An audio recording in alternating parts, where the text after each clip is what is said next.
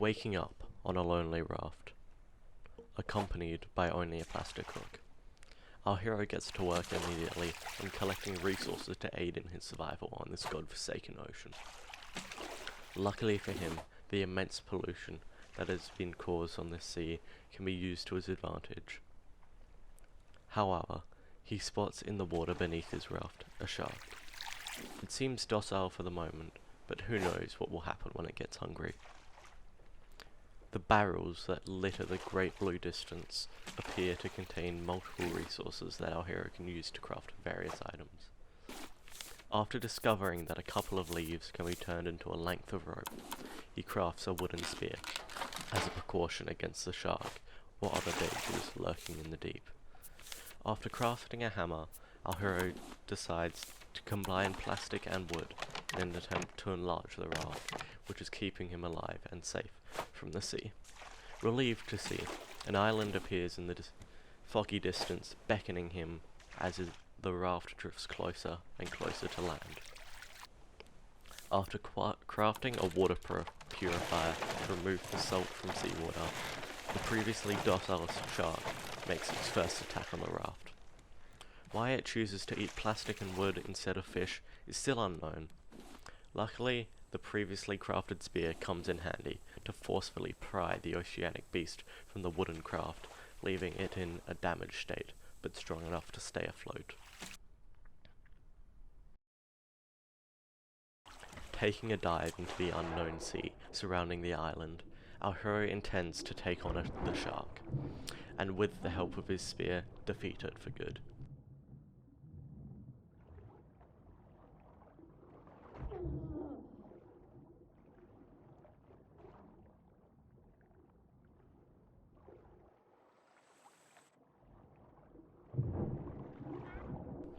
Getting attacked over and over again, he must take a swift exit from the water to regain his stamina before lunging into battle once again.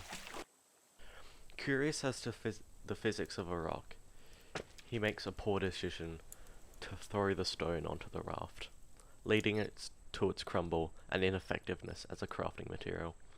Determined by the loss of an important resource, he leaps into the sea once more, for the battle to determine the fate of his enemy, the shark.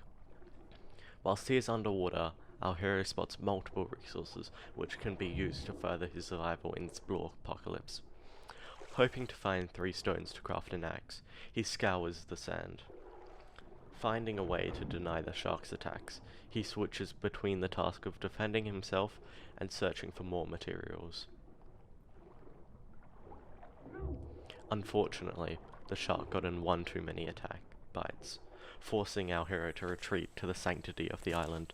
Discovering a crate on the island, one starts to think about human civilization and what happened to the rest of them. Shaking off that thought, he makes the decision to look for stones in the sand once more in case he missed something, only finding metal ore and copper instead.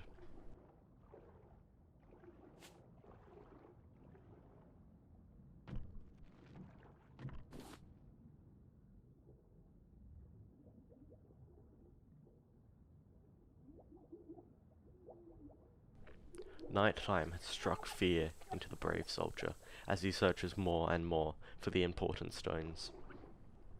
Distracted by this goal, the shark chooses its attacks wisely and strikes a blow onto our hero, forcing him out of the water once more.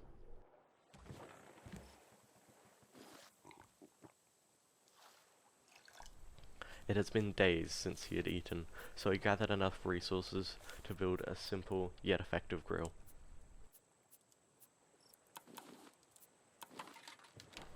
Allowing him to gain more nutrition from the beetroots and potatoes scavenged from barrels. The shark gets hungry again, chewing on the wooden support of the raft. With a stroke of bad luck for our hero, he breaks his spear on the shark, which doesn't budge. Without enough leaves to craft another spear, the shark finishes devouring a ninth of the raft while the hero recedes to the island, finding a wild pineapple, which is quickly consumed.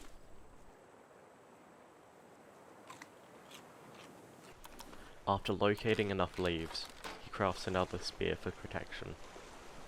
After extensive searching underwater, he has come to the conclusion that there are no stones on this island. After this conclusion, it becomes his goal to slay the aquatic beast. With a few strikes from his spear, the shark is no more, and its body is used for meat.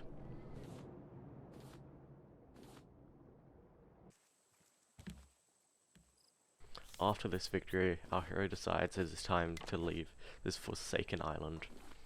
He gathers the necessary materials to craft a paddle to escape from the grasp of the island.